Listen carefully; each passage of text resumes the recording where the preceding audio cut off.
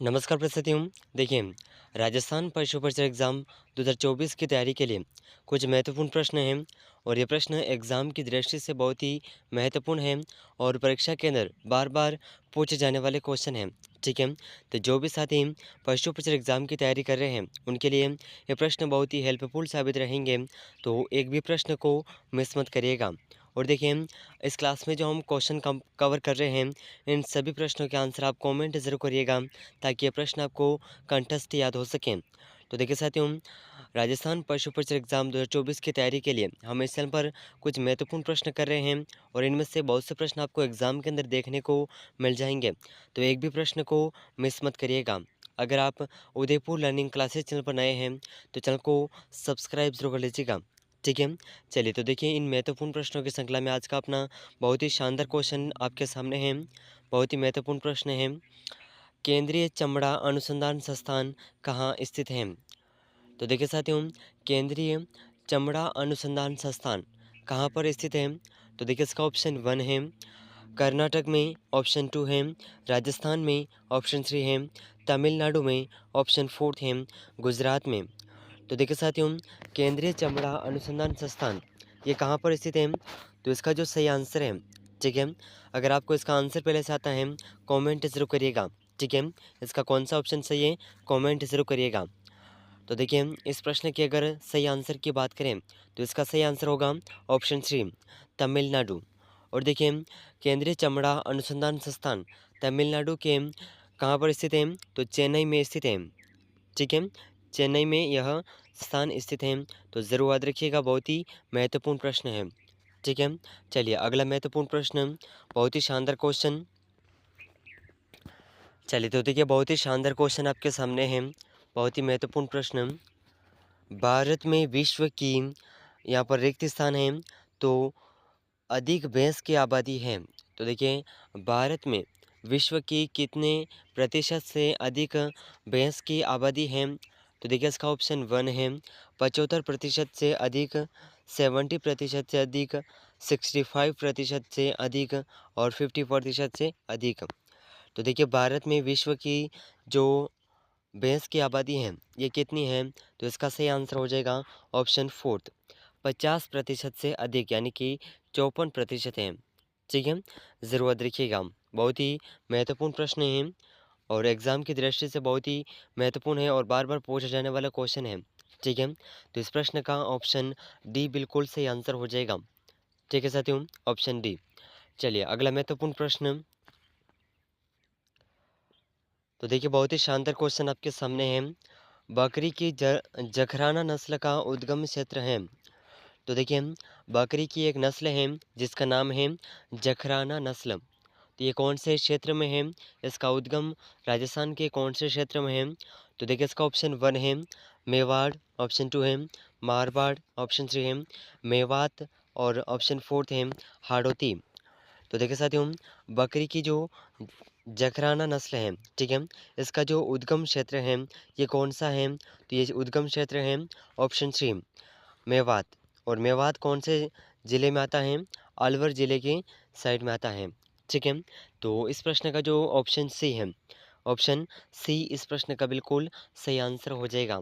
ठीक है साथियों, बहुत ही महत्वपूर्ण प्रश्न है, ज़रूर याद रखिएगा। ठीक है, एग्ज़ाम की दृष्टि से बहुत ही महत्वपूर्ण है, इस प्रश्न को ज़रूर याद रखिएगा। ठीक है, चलिए अगला महत्वपूर्ण प्रश्न। चलिए तो देखिए, बहुत ही शानदार क्वेश्चन आपके सामने हैं और देखिए साथियों, पशु परिचय एग्ज़ाम की तैयारी के लिए बहुत ही महत्वपूर्ण प्रश्न हम इस चैनल पर कवर कर रहे हैं।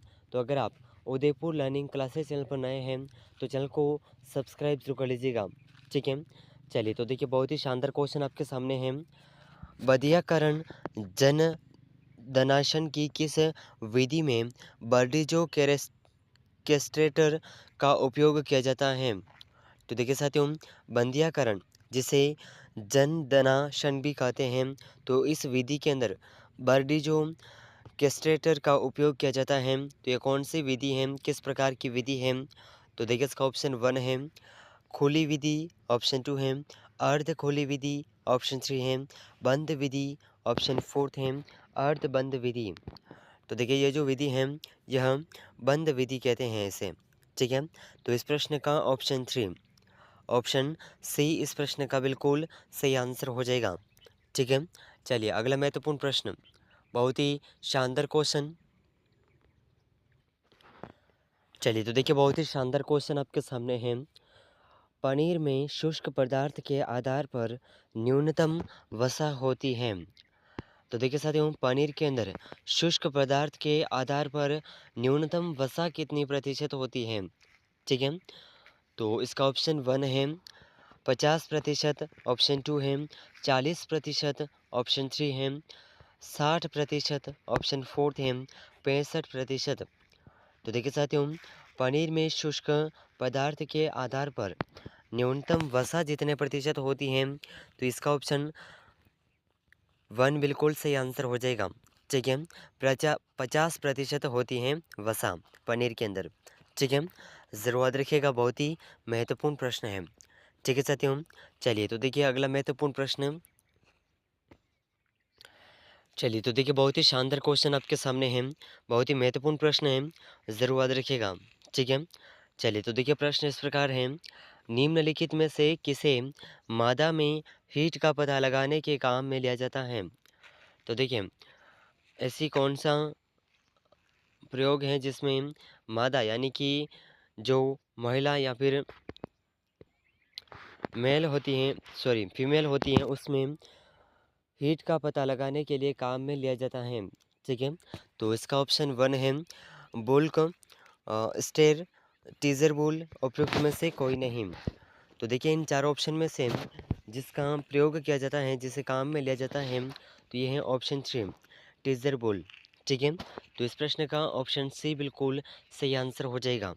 ठीक है साथियों, ऑप्शन सी बिल्कुल करेक्ट आंसर हो जाएगा, ज़रूर याद रखिएगा। ठीक है, चलिए तो देखिए अगला महत्वपूर्ण प्रश्न, बहुत ही शानदार क्वेश्चन।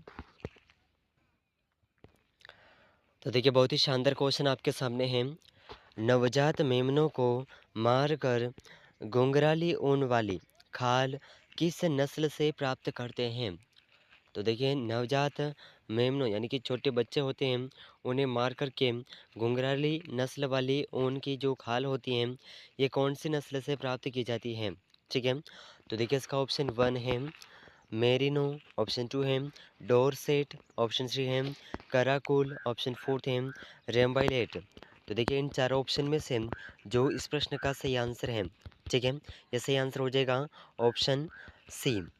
ठीक है, ऑप्शन सी बिल्कुल सही आंसर हो जाएगा। और ये जो नस्ल है, ये बुसरा प्रांत में पाई जाती है, और बुसरा प्रांत मध्य एशिया में है। ठीक है, ज़रूर याद रखिएगा, बहुत ही महत्वपूर्ण प्रश्न है। ठीक है साथियों, ज़रूर याद रखिएगा। चलिए तो देखिए अगला महत्वपूर्ण प्रश्न। तो प्रश्न इस प्रकार है, समान गुण अगली पीढ़ी में स्थानांतरण हेतु प्रजनन की कौन सी विधि अपनाते हैं? तो देखिए, समान गुण यानी कि जिस पीढ़ी के अंदर जो गुण होते हैं, वह गुण अगली पीढ़ी में स्थानांतरित करने के लिए कौन सी विधि का प्रयोग किया जाता है, इस क्वेश्चन के अंदर पूछा गया है। ठीक है, तो देखिए इसका ऑप्शन 1 है आउट क्रॉस, ऑप्शन 2 है आउट ब्रीडिंग, ऑप्शन 3 है इन ब्रीडिंग, ऑप्शन 4 है क्रॉस क्रिस क्रॉस। तो देखिए, इन चारों ऑप्शन में से समान गुण अगली पीढ़ी में स्थानांतरण हेतु प्रजनन की जो विधि अपनाई जाती है, यह विधि है इन ब्रीडिंग। ठीक है, तो इस प्रश्न का ऑप्शन 3 बिल्कुल सही आंसर हो जाएगा। ठीक है, और पशुओं में इस ब्रीडिंग को लगभग 5 से 6 पीढ़ी तक स्थानांतरित किया जा सकता है। ठीक है, ज़रूर याद रखिएगा, बहुत ही महत्वपूर्ण प्रश्न है। ठीक है, चलिए तो देखिए अगला महत्वपूर्ण प्रश्न, बहुत ही शानदार क्वेश्चन। चलिए तो देखिए, बहुत ही शानदार क्वेश्चन आपके सामने है। ऐसे रोग जो एक समय में पशु के एक खास भाग को ही प्रभावित करते हैं, क्या कहलाते हैं? तो देखिए साथियों, ऐसा कौन सा रोग है जो पशुओं के एक समय में एक खास भाग को ही प्रभावित करते हैं? ठीक है, तो ये रोग कौन सा होता है? तो देखिए, साधारण रोग जो है पशु के संपूर्ण शरीर को प्रभावित करता है। ठीक है, और स्थानीय रोग, महामारी, ये बहुत ही लंबे समय तक रहती हैं। ठीक है, एक दूसरे से फैलती हैं। और पैतृक, तो देखिए इन चार ऑप्शन में से वह रोग जो पशु में एक खास भाग को ही प्रभावित करते हैं, तो ये रोग हैं स्थानीय रोग। ठीक है, तो इस प्रश्न का ऑप्शन 2 बिल्कुल सही आंसर हो जाएगा। ठीक है, ऑप्शन 2 बिल्कुल सही आंसर हो जाएगा, ज़रूर याद रखिएगा। ठीक है, चलिए तो देखिए अगला महत्वपूर्ण प्रश्न। चलिए तो देखिए बहुत ही शानदार क्वेश्चन आपके सामने है, बहुत ही महत्वपूर्ण प्रश्न। 8 से 20 सप्ताह की आयु तक की मुर्गियों को दिए जाने वाले आहार को कहते हैं। तो देखिए 8 से 20 सप्ताह की आयु वाली मुर्गियों को जो आहार दिया जाता है उसे क्या कहते हैं? ठीक है, तो देखिए इसका ऑप्शन 1 है चिक आहार, ग्रोवर्स आहार, लेयर्स आहार, स्टार्टर आहार। तो देखिए इन चारों ऑप्शन में से उस आहार का नाम है ऑप्शन 2 ग्रोवर्स आहार, और ये 4 दिन दिया जाता है। ठीक है, तो ज़रूर याद रखिएगा इस प्रश्न का भी ऑप्शन बी बिल्कुल सही आंसर हो जाएगा। ठीक है साथियों, चलिए तो देखिए अगला महत्वपूर्ण प्रश्न, बहुत ही शानदार क्वेश्चन। चलिए तो देखिए बहुत ही शानदार क्वेश्चन आपके सामने है, बहुत ही महत्वपूर्ण प्रश्न।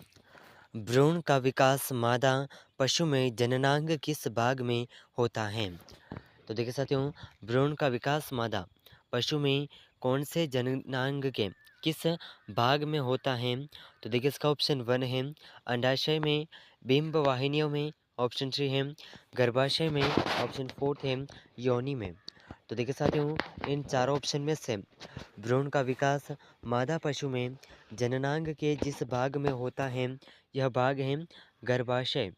ठीक है, तो ऑप्शन 3 इस प्रश्न का बिल्कुल सही आंसर हो जाएगा। ठीक है, ऑप्शन 3 बिल्कुल सही आंसर हो जाएगा, ज़रूर याद रखिएगा, बहुत ही महत्वपूर्ण प्रश्न है। ठीक है साथियों, चलिए तो देखिए अगला महत्वपूर्ण प्रश्न।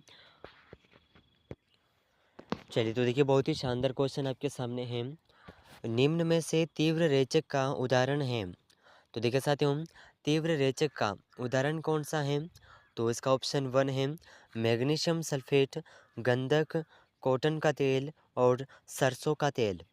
तो देखिए साथियों इन चारों ऑप्शन में से जो तीव्र रेचक का उदाहरण है यह है ऑप्शन 3 कॉटन का तेल।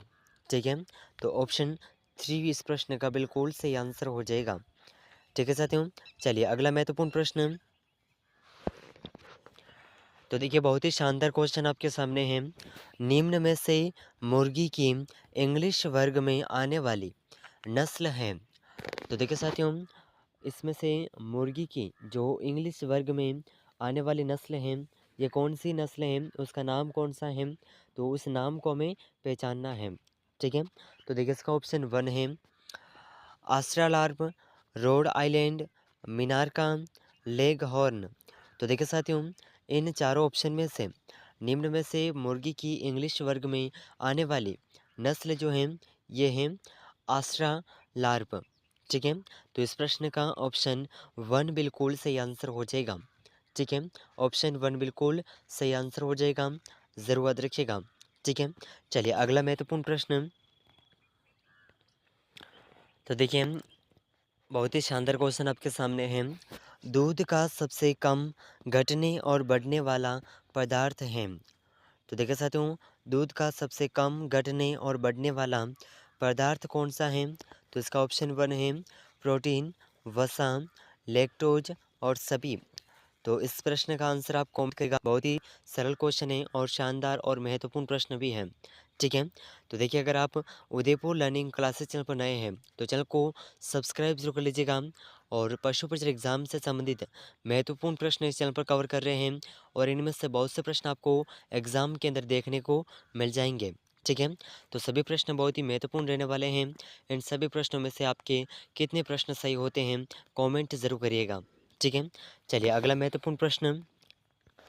चलिए तो देखिए साथियों बहुत ही शानदार क्वेश्चन आपके सामने है, उस वाहिनी का नाम बताइए जो वृषण से निकलती हैं और शुक्राणु को शरीर में ले जाती हैं। तो देखिए साथियों ये ऐसी कौन सी वाहिनी है जो वृषण से निकलती हैं और शुक्राणु को शरीर में ले जाती हैं? तो देखिए इन वाहिनियों का नाम है ऑप्शन 1 अधिवृषण, डिंब वाहिनी, मूत्र वाहिनी, शुक्र वाहिका। तो देखिए साथियों इन चारों ऑप्शन में से जो इस प्रश्न का सही आंसर है वह वाहिनी जो वृषण से निकलती है और शुक्राणु को शरीर में ले जाती है, तो यह वाहिनी है शुक्रवाहिका। ठीक है, तो इस प्रश्न का ऑप्शन फोर्थ बिल्कुल सही आंसर हो जाएगा। ठीक है, ऑप्शन फोर्थ इस प्रश्न का बिल्कुल सही आंसर हो जाएगा, तो ज़रूर याद रखिएगा। और देखिए साथियों, आज के इस क्लास के अंदर हमने कुछ महत्वपूर्ण प्रश्नों को कवर किया है, तो इन सभी प्रश्नों में से आपके कितने प्रश्न सही हुए हैं कमेंट करके ज़रूर बताइएगा।